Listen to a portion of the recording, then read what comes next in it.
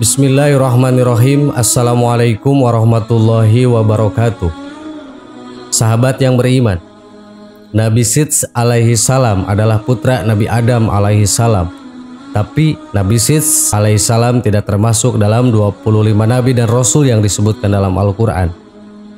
Sebenarnya jumlah nabi dan rasul lebih dari 25. Pada sebuah riwayat dikatakan jumlah nabi dan rasul mencapai 124.312 diantaranya adalah rasul. Dari Abi Dzar Al-Ghifari radhiyallahu an, Rasulullah shallallahu alaihi wasallam bersabda ketika ditanya tentang jumlah para nabi itu adalah 124.000 nabi. Para sahabat bertanya lagi, lalu berapa jumlah rasul di antara mereka? Beliau menjawab 312 nabi atau 312 rasul. Hadis riwayat At-Tirmizi. Mengutip dari buku Qasas Al-Anbiya yang diterjemahkan oleh Saifullah MS, Ibnu Katsir menyebutkan bahwa makna nama Sidz adalah anugerah dari Allah Subhanahu wa Ta'ala. Nama itu diberikan oleh Nabi Adam dan istrinya Hawa kepada Nabi Sidz yang baru lahir setelah terbunuhnya Habil di tangan saudaranya sendiri. Meski tidak setenar nabi lain, Nabi Sidz alaihissalam mendapatkan 50 lembar suhuf dari Allah agar disampaikan kepada umat manusia. Suhuf adalah kumpulan lembaran yang berisi firman Allah. Awal kehidupan Nabi Sidz alaihissalam. Mengutip buku Akhlak Para Nabi oleh Taj Langrodi, ketika Nabi Sidz dilahirkan, Nabi Adam sudah berusia 930 tahun. Nabi Adam sengaja memilih Nabi Sidz untuk melanjutkan perjuangannya, sebab anak Nabi Adam yang satu ini memiliki kelebihan dari segi keilmuan, kecerdasan, ketakwaan, dan kepatuhan dibandingkan anak lainnya. Nabi Sidz adalah pelaksana wasiat dari Nabi Adam setelah beliau kehilangan putra kesayangannya Habil. Ia lahir 5 tahun setelah Qabil membunuh Habil, tepatnya 235 tahun setelah Nabi Adam diturunkan dari langit ke bumi. Nabi Sidz alaihissalam memilih bertempat tinggal di Mekah, tempat dia bisa secara terus-menerus melaksanakan haji kecil atau umroh dan haji besar di sana. Dia membangun kembali Ka'bah menggunakan lumpur kental dan tumpukan batu. Diwasiatkan menjaga nur Nabi Muhammad SAW. Nabi Sidz adalah penerus setelah Nabi Adam dan Hawa yang dipercaya untuk menjaga nur Nabi Muhammad SAW. Menukil buku kumpulan tanya jawab keagamaan karya Kiai Abdul Alif, pada sebuah riwayat diriwayatkan atau dikatakan bahwa Allah pertama kali menciptakan nur Nabi Muhammad selama dia menciptakan Adam, Hawa, alam semesta sebesar ini. Syekh Yusuf bin Ismail An-Nabani dalam kitab Hujjatullah menyebutkan bahwa sebelumnya nur Nabi Muhammad selalu tampak bersinar di wajah Nabi Adam, bercahaya seperti matahari yang bersinar terang. Kemudian Allah mengambil sumpah perjanjian dari Nabi Adam agar selalu menjaga nur tersebut. Nabi Adam menerimanya dengan sukacita. Kemudian nur itu bersemayam di dalam diri Siti Hawa. Setelah itu lahirlah seorang putra yang bernama Nabi Sidz alaihissalam. Awalnya nur yang berada di dalam diri Hawa kemudian dipindahkan ke dalam Nabi Sidz alaihissalam. Nur tersebut tampak wajah Nabi Sidz alaihissalam sehingga Nabi Adam selalu memperhatikan dan menjaga Nabi Sidz alaihissalam. Nabi Sidz alaihissalam tumbuh menjadi pribadi dengan akhlak yang mulia. Bahkan Allah mengirimkan seorang bidadari yang cantik dan rupawan untuknya. Mengacu pada buku The Prophet, kisah Nabi 25 Nabi Allah karya Diah Novianti, wafatnya Nabi Sidz alaihissalam terjadi ketika beliau jatuh sakit. Sebagai penggantinya, ia menunjuk putranya yang bernama Anus untuk melaksanakan wasiatnya. Nabi Sidz alaihissalam meninggal pada usia 912 tahun dan dimakamkan di samping makam kedua orang tuanya, yaitu di Gua Gunung Abu Qubais. Sahabat yang beriman, itulah kisah Nabi Sidz putra Nabi Adam alaihissalam. Semoga bermanfaat. Wallahu a'lam. Wassalamualaikum warahmatullahi wabarakatuh.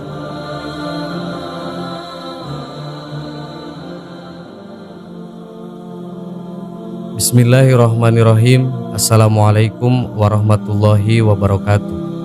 Sahabat yang beriman, ingin hidup kalian berkah dan banyak rezeki? Selain berikhtiar dan berdoa, ternyata ada tanaman pembawa rezeki menurut Islam yang bahkan tanaman-tanaman ini telah disebutkan di dalam Al-Quran. Bagi umat muslim, Al-Quran dijadikan sebagai sumber pengetahuan, penuntun, dan rujukan dalam menjalani kehidupan. Bahkan Al-Quran juga telah menjelaskan tentang beberapa tanaman di dalamnya. Ternyata ada banyak tanaman yang disebutkan di dalam Al-Quran. dan beberapa di antaranya dipercaya dapat membawa rezeki bagi pemiliknya. Setidaknya terdapat 7 jenis tanaman yang telah disebutkan di dalam Al-Quran dan dapat membawa rezeki. Lantas, apa saja tanaman tersebut? Berikut ini adalah 7 tanaman pembawa rezeki menurut Islam yang sudah disebutkan di dalam Al-Quran yang dapat kalian ketahui. Tanaman pembawa rezeki menurut Islam adalah: 1. Tanaman kurma. Tanaman pembawa rezeki menurut Islam yang pertama yaitu tanaman kurma atau Fucus dactylifera. Tanaman kurma memiliki banyak manfaat untuk kesehatan seperti melancarkan pencernaan, sebagai penambah energi serta mampu mengurangi resiko penyakit jantung dan stroke. Selain itu, buah kurma juga sangat bagus dikonsumsi bagi kalian yang sedang menjalani program diet, karena buah kurma kaya akan vitamin dan mineral yang baik untuk tubuh. Kurma telah disebutkan di dalam ayat suci Al-Quran dalam surah Maryam ayat 26 yang berbunyi, "Dan goyangkanlah pangkal pohon kurma itu ke arahmu, niscaya pohon itu akan menggugurkan buah kurma yang masak kepadamu." 2. Tanaman zaitun. Tanaman pembawa rezeki menurut Islam yang selanjutnya yaitu tanaman zaitun atau Olea Europhae. Pohonnya diketahui menghasilkan sebuah buah bernama zaitun, sehingga oleh banyak orang yang sering disebut sebagai pohon zaitun. Buah zaitun dapat dipadukan dengan berbagai macam jenis makanan, bahkan buah zaitun dapat dibuat menjadi minyak yang memiliki banyak sekali manfaat untuk kesehatan dan kecantikan. Buah zaitun memiliki manfaat antara lain mampu memecah batu ginjal, dapat mengurangi diabetes sehingga dapat menambah nafsu makan. Tanaman zaitun juga telah disebutkan berulang kali dalam Al-Quran, dan salah satunya ada di dalam surah An-Nahl ayat 11 yang berbunyi, "Dengan air hujan itu dia menumbuhkan untuk kamu tanaman-tanaman zaitun, kurma, anggur dan segala macam buah-buahan. Sungguh pada yang demikian itu benar-benar terdapat tanda kebesaran Allah bagi orang yang berpikir." 3. Tanaman anggur. Tanaman pembawa rezeki menurut Islam yang berikutnya adalah tanaman anggur atau Pithecine vinifera.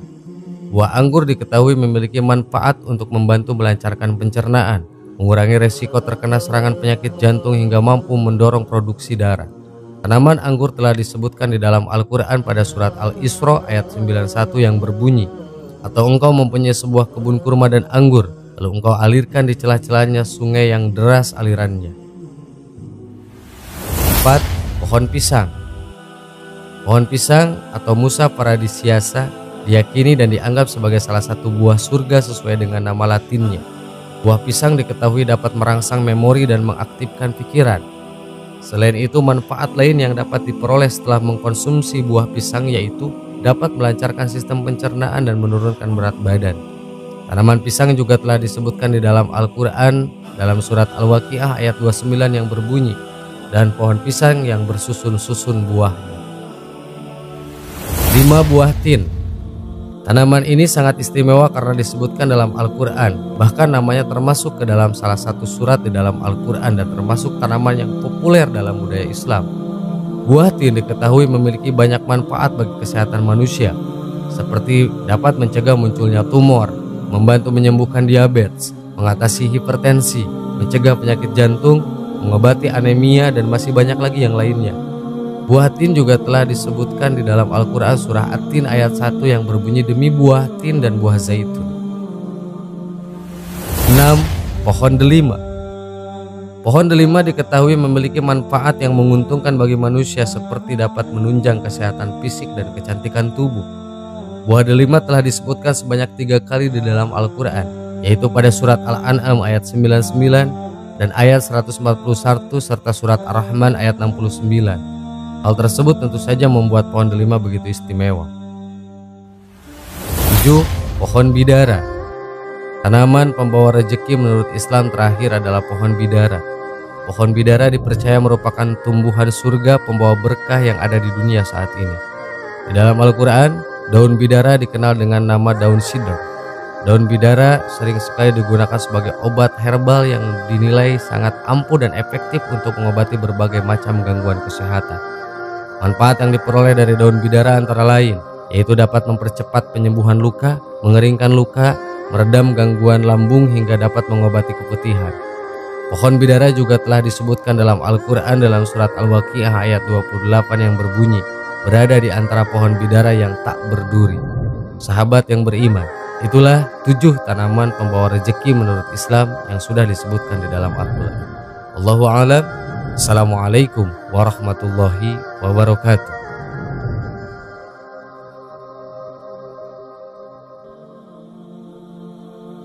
Bismillahirrahmanirrahim. Assalamualaikum warahmatullahi wabarakatuh. Sahabat yang beriman, dalam ajaran Islam dijelaskan setiap segala sesuatu pasti memiliki balasan. Baik balasan di akhirat, bahkan ada juga yang langsung dibalas oleh Allah saat di dunia, tergantung jenis dosa atau kemaksiatan yang telah dilakukan seseorang. Sebab jika melakukannya dan tidak segera bertaubat, maka akan langsung diberi balasan oleh Allah di dunia, berupa hidup terhina hingga ditutup pintu rezekinya. Setiap pribadi manusia akan ditangguhkan dosa yang diperbuatnya hingga hari kiamat. Namun terdapat 3 dosa besar yang balasannya akan disegerakan oleh Allah di dunia. Menurut hadis dari Al-Hakim, Rasulullah SAW pernah bersabda, setiap dosa akan diakhirkan balasannya oleh Allah hingga hari kiamat, kecuali al-baghi, dolim, durhaka kepada orang tua, dan memutuskan silaturahmi. Allah akan menyegerakan di dunia sebelum kematian menjemput. 1. Berbuat zolim. Zolim adalah perbuatan melampaui batas dalam melakukan keburukan. Perbuatan zolim dapat mengotori hati seperti sombong, dengki, gibah, fitnah, dusta, dan lain sebagainya. Karena itu zolim termasuk dari dosa besar. Manusia yang zolim akan mendapatkan balasan di dunia dan siksaan pedih di akhirat, sebagaimana yang dijelaskan dalam Al-Quran surat Asy-Syura ayat 42. Sesungguhnya dosa itu atas orang-orang yang berbuat zolim kepada manusia dan melampaui batas di muka bumi tanpa hak. Mereka itu mendapat azab yang pedih. 2. Durhaka kepada orang tua. Tiap buruk dan tidak menghormati serta tidak menyayangi kedua orang tua adalah sikap yang sangat tercela, karena merekalah penyebab keberadaan kita di dunia. Jika sikap ini dilakukan, maka akan mengundang kemurkaan dari Allah di dunia ini, antara lain dalam bentuk pembengkangan sikap yang dilakukan anak-anak mereka. Karena itu, sikap ihsan baik dalam ucapan maupun perbuatan merupakan suatu kewajiban agama sekaligus merupakan suatu kebutuhan, seperti yang dijelaskan dalam firman Allah Subhanahu wa taala dalam Quran surat Al-Isra ayat 23. Dan Tuhanmu telah memerintahkan supaya kamu jangan menyembah selain Dia, dan hendaklah kamu berbuat baik kepada ibu bapakmu dengan sebaik-baiknya.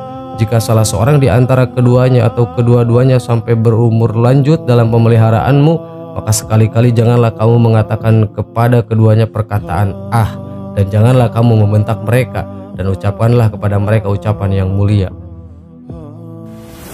3. Orang yang memutuskan silaturahmi. Islam tidak menyukai orang-orang yang memutuskan tali persaudaraan. Islam mengancam dan mengecam secara tegas orang-orang yang memutuskan tali persaudaraan. Dalam hal ini Rasulullah bersabda dari Abu Muhammad Jubair bin Mut'im radhiyallahu an, tidak akan masuk surga orang yang memutuskan silaturahmi. Hadis riwayat Bukhari dan Muslim. Islam begitu tegas terhadap hubungan baik sesama manusia. Oleh karena itu, orang yang tidak mau berbuat baik dan justru memutuskan persaudaraan, Islam pun memberikan ancaman yang keras, yakni tidak akan masuk surga sebagai balasannya. Sungguh mengerikan. Sahabat yang beriman, itulah 3 dosa besar yang disegerakan balasannya oleh Allah Subhanahu wa taala. Wallahu a'lam. Assalamualaikum warahmatullahi wabarakatuh.